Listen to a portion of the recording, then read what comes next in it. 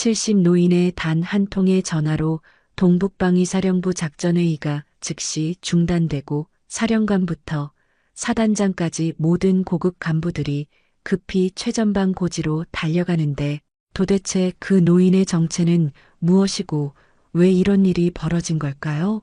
오늘의 이야기 시작합니다. 그 전에 잠깐 구독과 좋아요 눌러주시면 복 받으실 거예요.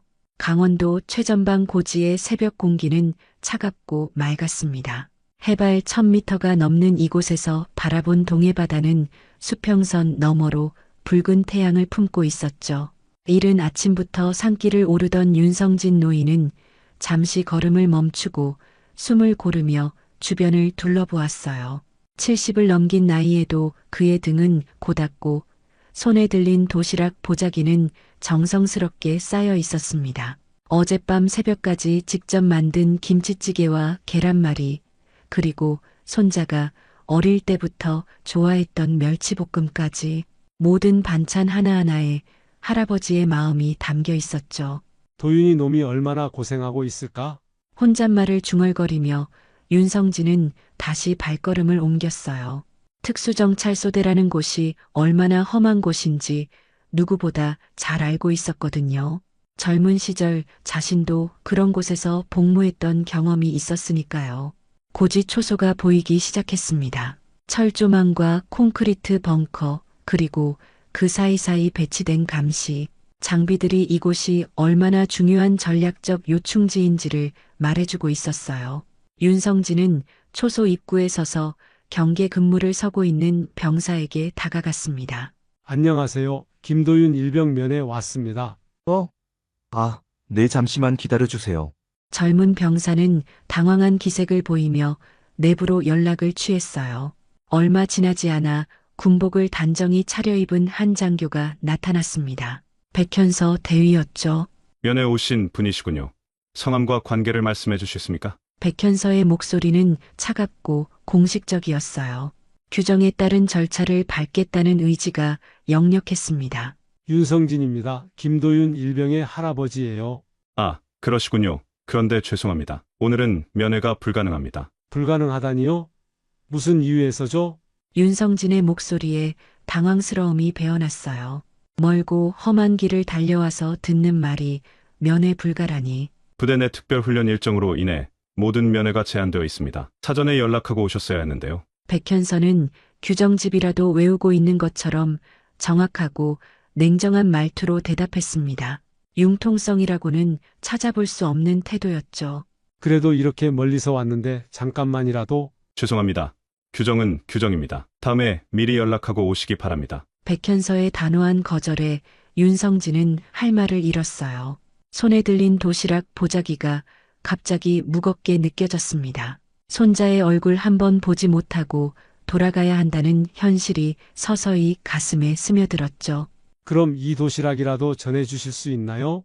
외부 음식물 반입도 금지되어 있습니다. 양해해 주시기 바랍니다. 마지막 희망마저 무너뜨리는 백현서의 말에 윤성진은 깊은 한숨을 내쉬었어요. 젊은 장교의 완고함 뒤에는 분명 나름의 이유가 있겠지만 지금 이 순간만큼은 너무나 차갑게만 느껴졌습니다. 윤성진은 초소에서 멀지 않은 언덕으로 발걸음을 옮겼습니다. 그곳에는 오래된 소나무 한 그루가 서 있었고 그 그늘 아래 자연스럽게 만들어진 바위가 의자 역할을 하고 있었어요. 노인은 그 바위에 앉아 저 멀리 초소를 바라보았습니다. 손에 든 도시락 보자기를 무릎 위에 올려놓고 윤성진은 깊은 생각에 잠겼어요. 저 젊은 대위의 모습에서 과거 자신의 모습이 겹쳐 보였거든요. 규정과 원칙만을 앞세우며 부하들과 거리를 두었던 젊은 시절의 자신 말이죠. 저런 식으로는 진정한 지휘관이 될 수 없는데. 바람이 솔잎 사이로 스며들며 작은 소리를 냈습니다. 윤성진은 주머니에서 낡은 휴대폰을 꺼내 전화번호를 찾기 시작했어요. 그의 손가락이 멈춘 곳은 이재한 대장이라는 이름이었습니다. 전화를 걸기 전 윤성진은 잠시 망설였어요. 이런 사적인 일로 옛 제자에게 연락하는 것이 옳은 일일까 하는 생각이 들었거든요. 하지만 이건 단순한 면회 문제가 아니었습니다. 저 젊은 장교에게 군의 진정한 정신이 무엇인지 가르쳐야 한다는 사명감이 마음속에서 일어났어요. 윤성진이 전화기의 통화 버튼을 눌렀을 때 시계는 오전 9시를 가리키고 있었습니다. 신호음이 몇 번 울린 후 익숙한 목소리가 들려왔어요. 여보세요. 재한아, 나다. 전화 너머로 잠시 침묵이 흘렀습니다. 그리고 이어진 놀라운 반응이었죠. 장군님. 장군님이시죠? 이재한의 목소리에는 당황과 경외감이 동시에 담겨 있었어요. 수십 년이 지났지만 여전히 스승을 대하는 제자의 마음이 그대로 남아 있었습니다. 그래, 재한아 갑자기 전화해서 미안하다. 지금 어디 있니? 동북방위사령부에서 합동훈련 브리핑 중입니다. 그런데 장군님 무슨 일이시라도. 윤성진은 조용히 상황을 설명했습니다. 손자 면회 차왔다가 거절당한 일, 그리고 그 과정에서 만난 젊은 대위의 경직된 모습까지 이재한은 말없이 듣고 있었어요. 재한아, 내가 젊었을 때 자네에게 무엇을 가르쳤는지 기억하나? 물론입니다. 장군님. 군인은 규정으로 움직이는 것이 아니라 마음으로 움직이는 것이라고 하셨죠. 맞다. 그런데 요즘 젊은 지휘관들은 그걸 잊고 사는 것 같구나.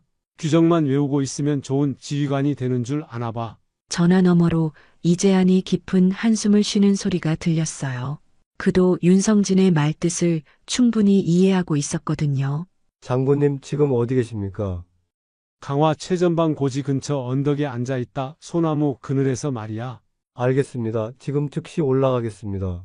아니야, 그럴 필요는. 아닙니다. 장군님. 이건 제가 해야 할 일입니다. 이재한의 목소리에는 단호함이 담겨 있었어요. 스승의 가르침을 제대로 실천하지 못한 부하를 둔 책임을 지겠다는 의지였습니다.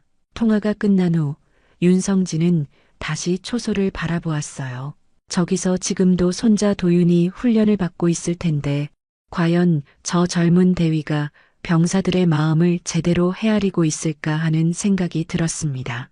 바람이 다시 한번 솔잎을 흔들었고 윤성진은 조용히 기다리기 시작했어요. 동북방위사령부 작전회의실에서는 긴급한 소동이 벌어지고 있었습니다. 이재한 대장이 갑자기 회의를 중단하고 자리에서 일어서자 참석한 모든 간부들이 당황한 표정을 지었어요. 회의를 잠시 중단하겠습니다. 모든 주요 간부는 지금 즉시 강화 최전방 고지로 출발 준비하십시오. 대장님, 무슨 일이십니까? 군단장이 조심스럽게 물었지만 이재한의 표정은 심각했습니다. 그는 잠시 망설이다가 입을 열었어요. 윤성진 장군님께서 현지에 계십니다. 회의실이 순간 정적에 휩싸였어요. 윤성진이라는 이름은 이곳의 모든 간부들에게 전설 같은 존재였거든요. 육군 참모총장을 역임했고 수많은 후배 장교들을 길러낸 인물. 그가 직접 최전방에 나타났다는 것은 보통 일이 아니었습니다. 즉시 출발합니다. 사단장, 연대장, 그리고 해당 부대 담당 간부들 모두 동행하십시오. 이재한의 명령에 따라 사령부는 순식간에 바빠졌어요. 차량들이 줄지어 준비되었고 간부들은 급히 전투복으로 갈아입었습니다. 평소 같으면 며칠에 걸쳐 계획되었을 현지 시찰이 불과 30분 만에 준비된 것이죠. 이재한은 차량에 오르면서 과거를 떠올렸습니다. 중2 시절 처음 윤성진 밑에서 근무했을 때의 기억들이 선명하게 되살아났어요. 당시 윤성진은 이미 준장이었고 자신은 갓 임관한 신참 장교였죠. 재한아, 지휘관이란 병사들의 방패가 되어야 한다. 병사들이 마음 편히 임무에 집중할 수 있도록 모든 걱정과 어려움을 막아주는 것이 우리의 역할이야. 그때 윤성진이 했던 말이 귓가에 맴돌았어요. 방패, 그 단어에 담긴 의미를 이제야 제대로 이해할 수 있을 것 같았습니다. 차량 행렬이 최전방 고지를 향해 달려가는 동안 이재한은 부관에게 지시했어요. 해당 부대 지휘관에게 연락해서 현재 상황을 파악하고 특별히 면회 관련해서 문제가 없었는지 확인하십시오. 네, 대장님. 부관이 무전기로 연락을 취하는 동안 이재한은 창밖 풍경을 바라보았습니다. 구불구불한 산길을 따라 올라가면서 점점 높아지는 고도, 그리고 멀리 보이는 동해바다. 이 모든 것을 지키기 위해 젊은 병사들이 매일 구슬땀을 흘리고 있다는 생각이 들었어요. 대장님, 확인 결과 오늘 아침 김도윤 일병의 조부께서 면회 오셨다가 거절당하신 것으로 파악됩니다. 부관의 보고에 이재하는 고개를 끄덕였어요. 역시 윤성진 장군의 전화는 단순한 불만 제기가 아니었습니다. 젊은 지휘관의 경직된 사고방식에 대한 우려였죠. 그 지휘관이 누구입니까? 백현서 대위입니다. 작년에 육사를 졸업하고 임관한 초임 장교로 성적이 우수해서 특수정찰소대 중대장으로 발령받았습니다. 이재하는 이해했어요. 우수한 성적으로 졸업한 젊은 장교가 흔히 빠지는 함정, 완벽한 규정 준수가 곧 완벽한 지휘라고 생각하는 착각 말이죠. 차량이 고지에 도착했을 때 해는 이미 중천에 떠 있었습니다. 이재하는 멀리 소나무 아래 앉아 있는 윤성진의 모습을 발견했어요. 70을 넘긴 나이에도 꼿꼿한 그의 자세는 여전히 군인다웠습니다. 모든 간부는 대기하십시오. 제가 먼저 인사드리고 오겠습니다. 이재하는 홀로 언덕을 올라갔어요. 오랜만에 만나는 스승에 대한 설렘과 동시에 부하의 잘못으로 인해 스승을 실망시켰다는 죄송함이 마음을 무겁게 했습니다. 소나무 그늘 아래에서 윤성진은 이재한이 언덕을 오르는 모습을 조용히 지켜보고 있었습니다. 수십 년 전 그 젊은 중이가 이제는 별 2개를 단 대장이 되어 자신 앞에 서고 있다는 사실이 새삼 놀라웠어요. 이재한은 윤성진 앞에서 걸음을 멈추고 정중히 거수 경례를 했습니다. 계급장을 달고 있지 않은 윤성진이었지만 그에 대한 예의는 변함없었죠. 장군님, 오랜만에 뵙습니다. 그래, 재한아. 많이 늙었구나. 윤성진의 얼굴에는 온화한 미소가 떠올랐어요. 하지만 이재한은 그 미소 뒤에 숨어있는 실망감을 놓치지 않았습니다. 죄송합니다, 장군님. 부하 지도를 제대로 하지 못했습니다. 이재한이 고개를 숙이자 윤성진은 천천히 일어서서 그의 어깨에 손을 올렸어요. 재한아, 자네 잘못이 아니야. 다만 요즘 젊은 장교들이 무엇을 놓치고 있는지 알겠더구나. 윤성진의 시선이 저 멀리 초소를 향했습니다. 그곳에서는 백현서 대위가 갑작스런 상급부대의 방문에 당황하며 부하들을 정렬시키고 있었어요. 저 젊은 친구, 이름이 뭐라고 했지? 백현서 대위입니다. 육사 1등으로 졸업한 우수한 인재입니다. 1등으로 졸업했다고? 윤성진이 고개를 끄덕였어요. 그럼 더욱 문제가 심각하구나. 이재하는 스승의 말뜻을 이해했습니다. 성적이 우수한 장교일수록 자신의 방식이 옳다고 확신하는 경우가 많거든요. 융통성 없는 규정 적용이 그 대표적인 예였죠. 장군님, 어떻게 하시겠습니까? 불러오거라. 그 젊은 친구를 말이야. 이재하는 부관에게 신호를 보냈고 얼마 지나지 않아 백현서 대위가 다른 간부들과 함께 언덕을 올라왔습니다. 백현서의 얼굴에는 당황과 긴장이 역력했어요. 이재한이 먼저 입을 열었습니다. 백현서 대위, 이분은 윤성진 장군님이시다. 전 육군 참모총장이시고 김도윤 일병의 조부이시다. 백현서의 얼굴이 순간 새하얗게 변했어요. 자신이 면회를 거절했던 그 노인이 바로 전설적인 윤성진 장군이었다는 사실에 충격을 받았습니다. 죄송합니다. 몰라 뵙고 신뢰를 범했습니다. 백현서가 급히 경례를 하며 사과했지만 윤성진은 조용히 손을 들어 그를 제지했어요. 괜찮다, 젊은 친구. 자네는 규정에 따라 행동했을 뿐이니까. 하지만 그 말 속에는 묘한 무게감이 담겨 있었습니다. 백현서는 그 의미를 이해하기 시작했어요. 앉아보게. 윤성진의 권유에 모든 간부들이 언덕에 둘러앉았습니다. 초소가 한눈에 내려다 보이는 이 자리에서 진정한 지휘의 의미에 대한 특별한 수업이 시작되려 하고 있었어요. 백현서 대위, 자네는 왜 면회를 거절했나? 규정상 특별훈련 기간에는 모든 면회가 금지되어 있습니다. 그 규정을 만든 이유가 무엇일까? 윤성진의 질문에 백현서는 잠시 당황했어요. 규정은 지키는 것이지 그 이유를 깊이 생각해 본 적은 없었거든요. 병사들의 훈련 집중도를 위해서입니다. 맞다. 병사들을 위해서지. 윤성진이 고개를 끄덕였어요. 그런데 그 할아버지가 손자를 걱정하는 마음까지 규정으로 막아야 하는 건가? 백현서는 할 말을 찾지 못했습니다. 규정이라는 틀 안에서만 생각했던 자신의 한계가 드러나는 순간이었어요. 지휘관이란 규정을 지키는 사람이 아니라 규정을 활용하는 사람이야. 규정은 도구일 뿐이고 그 도구를 어떻게 쓸지는 지휘관의 판단에 달려 있다. 윤성진의 말에 모든 간부들이 귀를 기울였습니다. 특히 백현서는 스승의 가르침을 듣는 학생처럼 집중하고 있었어요. 언덕 위의 특별한 수업은 계속되었습니다. 윤성진은 백현서를 비롯한 모든 간부들을 둘러보며 천천히 입을 열었어요. 도윤이를 불러와 주겠나? 이재안의 지시에 따라 잠시 후 김도윤 일병이 훈련장에서 급히 달려왔습니다. 땀에 젖은 전투복을 입고 있던 도윤은 갑작스럽게 호출된 상황에 당황하고 있었어요. 하지만 언덕 위에 앉아 있는 할아버지를 보자 더욱 놀란 표정을 지었습니다. 할아버지, 왜 여기에? 도윤아, 할아버지가 면회 왔다가 못 들어가게 되어서 말이야. 도윤의 시선이 주변에 앉아 있는 고급 간부들을 훑었습니다. 사단장, 연대장, 그리고 자신의 중대장까지. 평소 같으면 절대 한자리에서 볼 수 없는 인물들이 모두 할아버지 앞에 앉아 있었어요. 도윤아, 너는 백현서 대위를 어떻게 생각하나? 갑작스러운 질문에 도윤은 잠시 망설였습니다.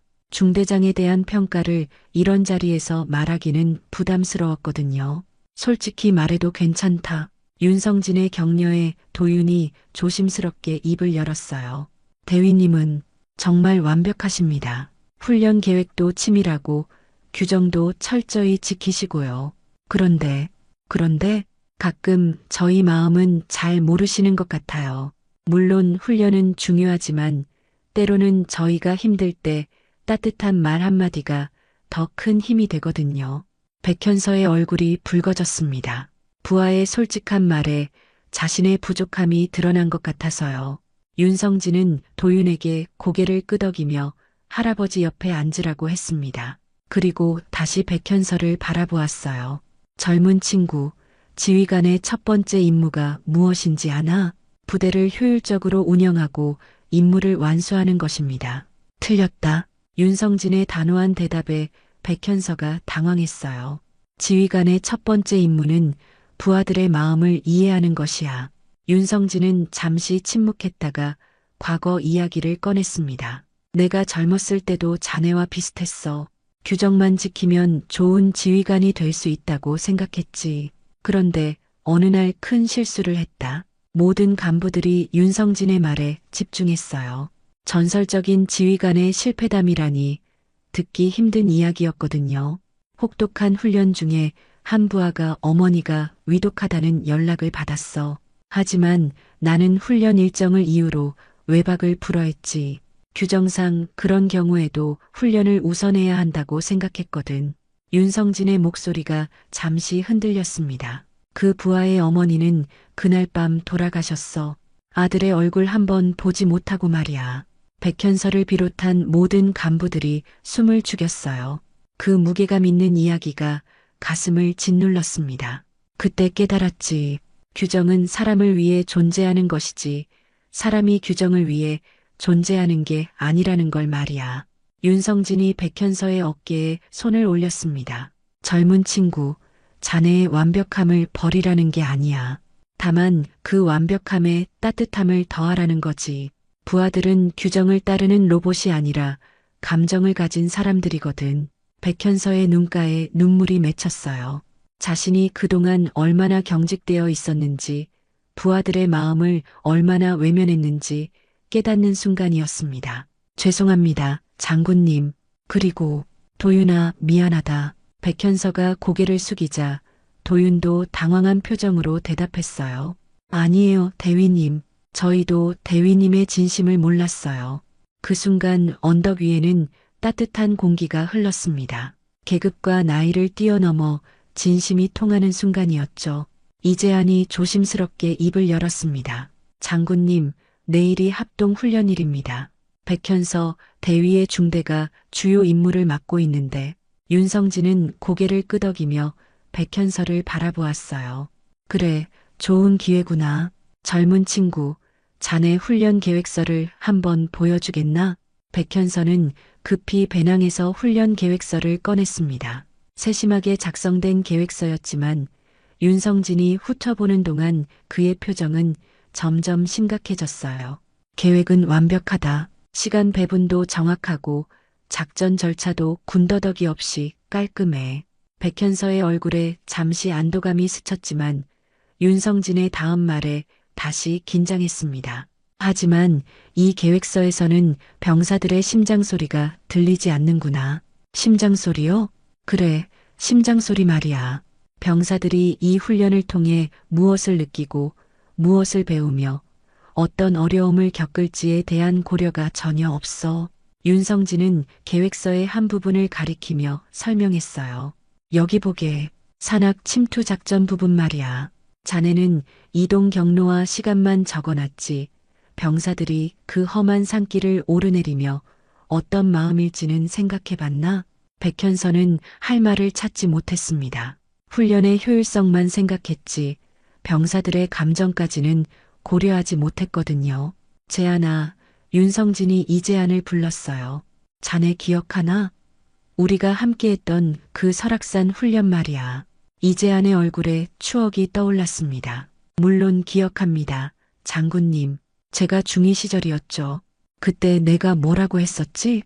지휘는 머리로 하는 것이 아니라 가슴으로 하는 것이라고 하셨습니다.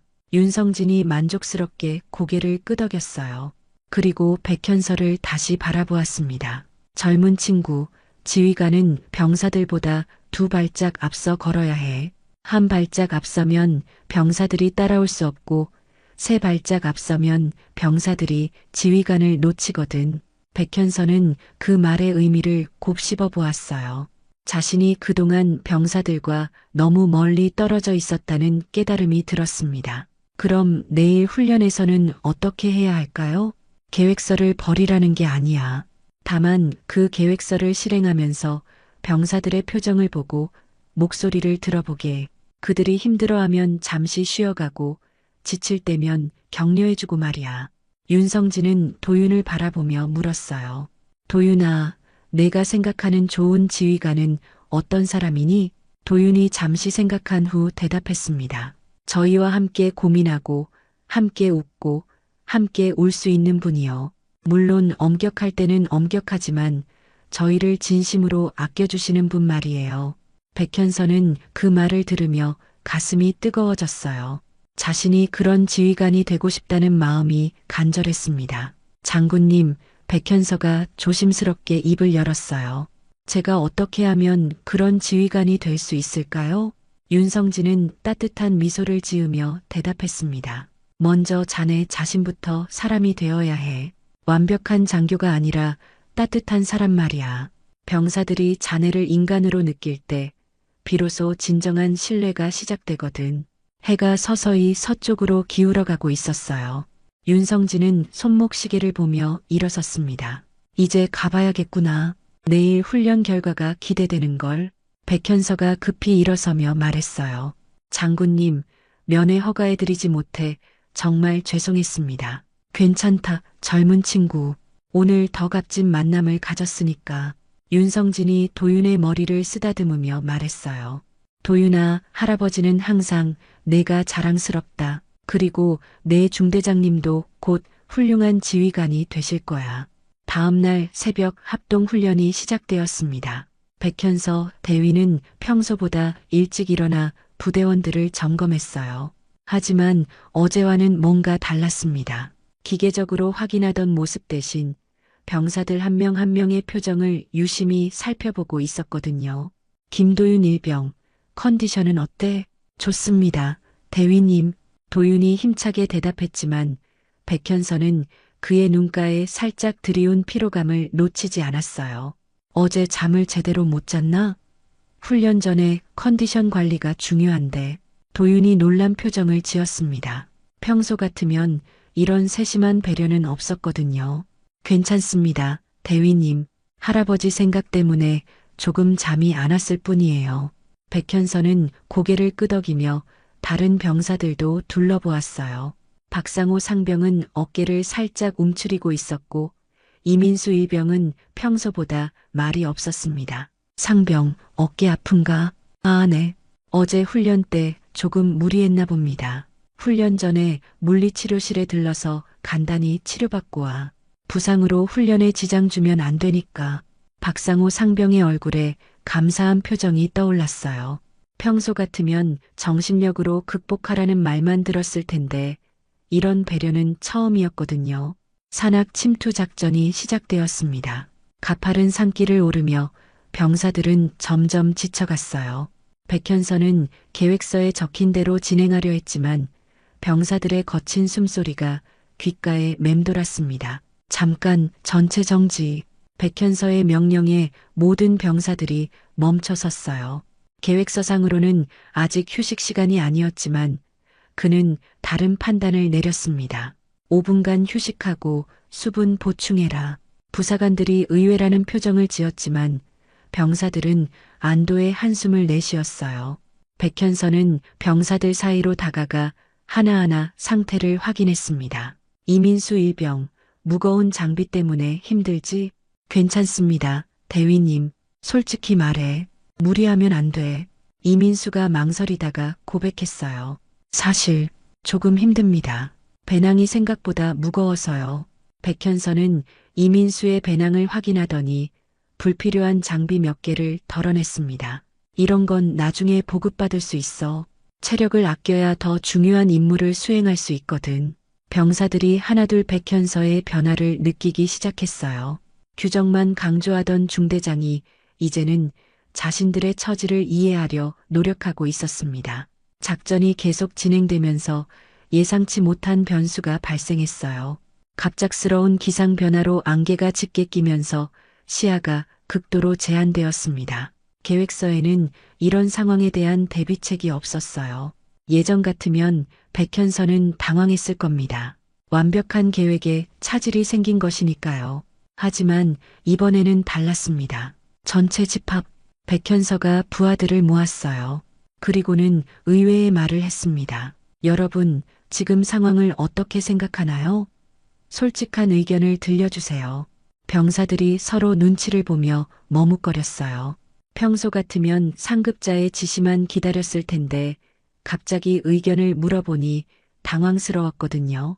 최고참인 박상호 상병이 조심스럽게 입을 열었습니다.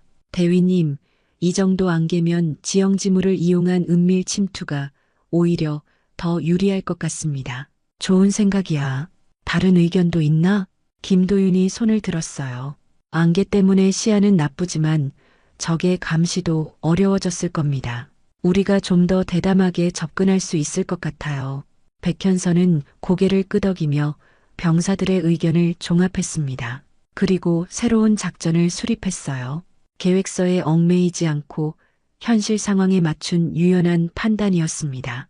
수정된 작전은 대성공이었습니다. 안개를 역이용한 은밀 침투로 백현서의 중대는 목표 지점에 예정 시간보다 빨리 도달했고 적진 정찰 업무까지 완벽하게 수행했어요.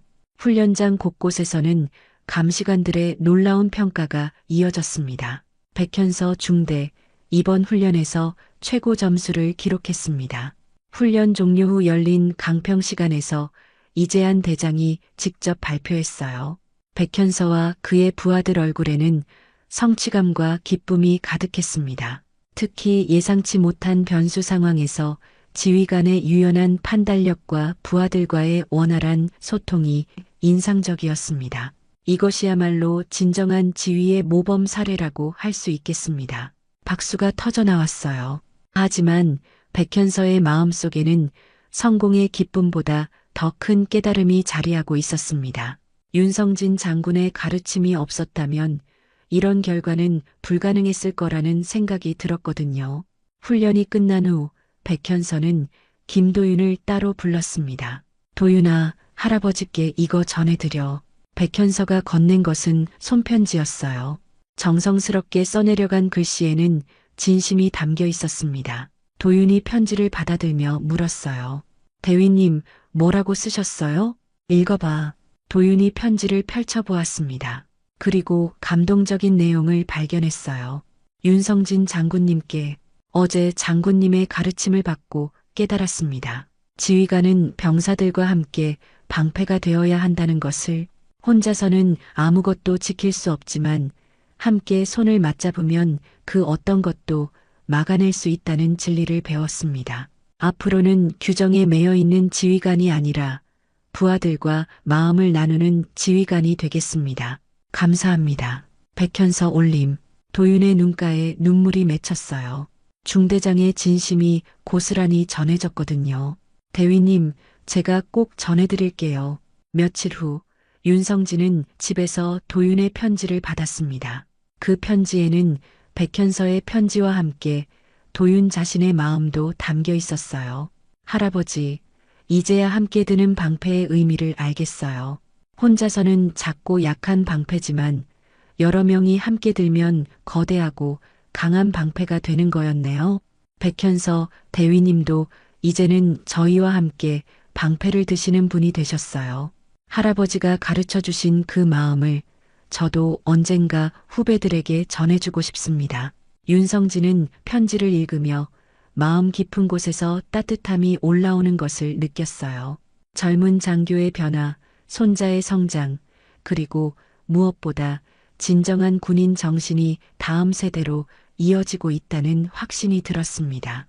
그는 거실 창가로 걸어가 저 멀리 동해바다를 바라보았어요. 수평선 너머로 황금빛 석양이 물들어가고 있었습니다. 바다 위에는 작은 어선들이 점점이 떠 있었는데 각각은 작아 보였지만 함께 모이면 바다 전체를 아름답게 만들고 있었어요. 그래, 저것이 바로 방패의 정신이구나. 윤성진의 얼굴에 흐뭇한 미소가 번졌습니다. 개인은 작을지라도 함께 모이면 나라 전체를 지킬 수 있는 큰 방패가 된다는 것. 그것이 바로 자신이 평생 믿어온 군인 정신이었거든요. 휴대폰이 울렸습니다. 이재한 대장으로부터 온 문자였어요. 장군님, 백현서 대위가 최고 지휘관상을 받았습니다. 병사들이 직접 추천했다고 합니다. 장군님의 가르침 덕분입니다. 윤성진은 만족스럽게 고개를 끄덕였어요. 상을 받은 것도 의미 있지만 병사들이 직접 추천했다는 사실이 더욱 뜻깊었습니다. 진정한 지휘관은 위에서 인정받는 것이 아니라 아래서 인정받는 법이니까요. 저녁 무렵 윤성진은 오랜만에 옛 사진첩을 꺼내보았습니다. 젊은 시절 부하들과 함께 찍은 사진들, 이재한이 중위 시절 찍은 기념사진, 그리고 최근에 받은 도윤의 군복 입은 모습까지. 세월은 흘렀지만 그 속에 담긴 정신만큼은 변함없이 이어지고 있었어요. 방패의 심장은 바로 이런 것이구나. 세대에서 세대로, 마음에서 마음으로 전해지는 것 말이야. 윤성진은 창밖을 다시 한번 바라보았습니다. 어둠이 내리고 있었지만 바다 너머에서는 여전히 작은 불빛들이 반짝이고 있었어요. 그 불빛들처럼 젊은 군인들도 각자의 자리에서 나라를 지키며 빛나고 있을 것입니다. 이제 진짜 방패의 이야기가 시작된 것이었어요. 윤성진에서 이재한으로, 이재한에서 백현서로, 그리고 백현서에서 도윤과 그의 동료들로 끝없이 이어질 방패의 심장이 다음 세대를 향해 뛰기 시작한 것이죠. 오늘도 귀한 시간 내어 끝까지 시청해주신 구독자 여러분 진심으로 감사드립니다. 오늘의 이야기가 마음을 울렸다면 구독과 좋아요, 댓글 부탁드립니다.